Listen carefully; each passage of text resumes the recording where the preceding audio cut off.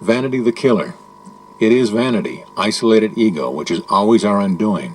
It's I have to do this. I have to do that. I. When the truth is that I does nothing but choose and accept, and all things are done by the universal subconscious mind. Popular opinion to the contrary, vanity is more likely to be found among the failures and the diseased and the poverty-stricken than it is among the successful and healthy.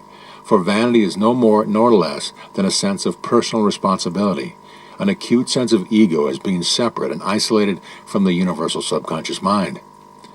A person who falls prey to disease believes that he must take constant precautions against the invisible microbes which are constantly threatening him.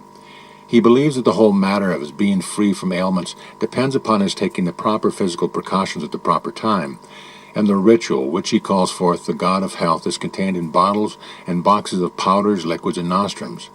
It is true that very often these medicaments produce the desired result, for the various obvious reason that the person taking them believes they will. If he in the first place would simply have faith in the perfect spirit that has made his body manifest, he would let go of his sense of personal responsibility, invoke the power of the subconscious for physical vigor, and never fall prey to disease at all. The evil of isolation. It is the same with failure. A man who sets out to achieve anything on the basis that it is all up to him will shortly be engulfed by a myriad problems and decisions. No man alone is big enough to do anything. He didn't put himself upon this earth. He cannot save himself from departing. All the ingenuity of science cannot make so much as a single blade of grass. As long as a man carries with him a sense of having to do anything by himself, he will inevitably fail at what he attempts to do. But when he lets go of his vanity, sees his unity with all life and all things, rejects personal isolation, then he invites the great power into his life, and all things are arranged according to the good he desires. Vanity is an acute sense of separateness. Vanity causes us to see all things and all people as obstacles on our path. Vanity would have us believe that all things are arranged in the physical world, rather than on the plane of infinite mind. It draws us in. It closes us up. It causes us to lend reality to evil and negative circumstance. It gives birth to resentment, to belligerence, to hate, and even to violence. How silly and even stupid it is, and yet how difficult to abolish. The two ends of life are equalizers. Into life we enter naked, and naked we depart.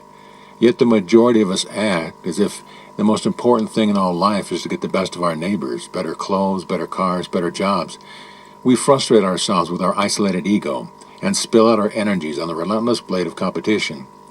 We set out to deal with the world as if it were an enemy aimed at thwarting us, and the world turns out to be exactly what we conceive it to be, as it is always must. The more opposition we see, the more frantic we become, hung on the endless wheel of our own thoughts and conception. In Ecclesiastes we find the remarkable quotation, "Vanity of vanities, all is vanity." The writer of this most astute metaphysical observation knew that man's gravest error was concerned with isolating himself from God, or the universal subconscious mind, in which all things have their being, and in which all power is contained.